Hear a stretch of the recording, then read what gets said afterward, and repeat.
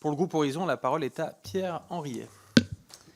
Merci, Monsieur le Président. Monsieur le Ministre, l'idée de défense globale amène à réfléchir sur une défense embrassant l'ensemble du spectre des politiques publiques. Je voudrais donc en profiter pour vous interroger sur les enjeux de défense économique et l'implication de votre ministère dans la politique commerciale de notre pays.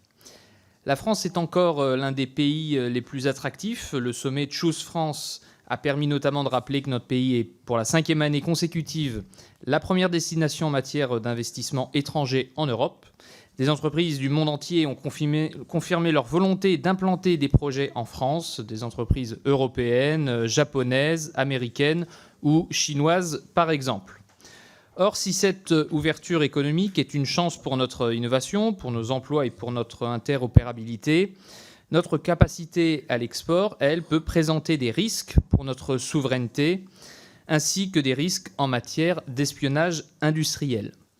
Ma première question porte donc sur l'implication de votre ministère dans la politique commerciale. Y a-t-il une volonté et des moyens pour orienter certains de ces investissements vers notre industrie de défense, et quels moyens peuvent être ajoutés pour renforcer la lutte contre l'espionnage des industries de la défense ? Concernant particulièrement les IDE et les implantations d'entreprises issues de pays dits rivaux systémiques de la France, comment garantir qu'ils sont suffisamment encadrés ? Ces entreprises aux capitaux étrangers pourront-elles, par exemple, même si elles sont implantées en France, entrer dans le champ de l'article 42 de la loi de programmation militaire, obligeant certains anciens militaires qui voudraient y travailler de le déclarer préalablement à vos services ? Je vous remercie. Merci, monsieur le ministre. Merci beaucoup. Je démarre par la fin, monsieur le député.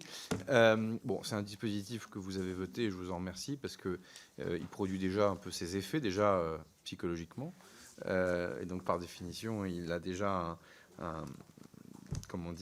il a déjà un bilan. Voilà. Et puis derrière, effectivement, les quelques mesures que j'ai pu prendre individuelles vont dans ce sens-là de précaution.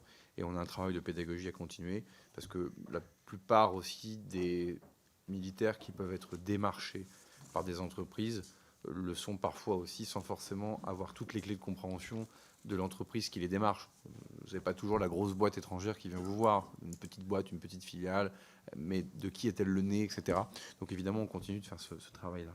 Non, après, vous posez une question clé, c'est comment on est attractif, comment on exporte d'une part, comment on voit des financements arriver sur notre base industrielle et technologique de défense d'autre part, et comment, un, on n'en perd pas le contrôle, et deux, on ne se fait pas espionner. J'ai envie de vous dire, sur l'espionnage, je ne ferai pas le lien entre l'investissement capitalistique et l'espionnage, simplement parce qu'on peut espionner sans investir. Et que donc, par définition, le contre-espionnage obéit à d'autres pratiques. C'est la DRSD, évidemment, qui s'en occupe. Actuellement, d'ailleurs, nos vrais enjeux sont plutôt protection contre les sabotages que espionnage. Si on devait, en tout cas, c'est l'axe d'effort que j'ai demandé à la DRSD. Et après, vous avez classiquement ce que l'on peut retrouver comme tentatives d'espionnage, mais qui sont bien traitées par l'ensemble des services en bonne intelligence avec la DGSI et la DRSD, mais avec des entreprises qui doivent aussi investir dans la protection de leurs affaires. Quand le ministère des Armées françaises achète quelque chose, elle achète aussi un système d'armes qui est dûment protégé par le secret industriel, par le secret défense. Et donc, parfois, on est obligé quand même de rappeler à ces entreprises en question que sur leur marge, elles doivent investir. Et que aussi, certains comportements doivent être punis. Voilà. On ne ramène pas comme cela des données à la maison et autres. Donc, il y a toute une culture, là aussi, importante. Donc, je dissocierai, si vous voulez, des investissements, en tout cas de mon expérience depuis 2 ans. Sur les investissements, alors, en revanche, il faut faire preuve de célérité et être précis. Et vous avez des entreprises sur lesquelles il ne doit pas y avoir 1 euro d'argent étranger qui doit rentrer dedans.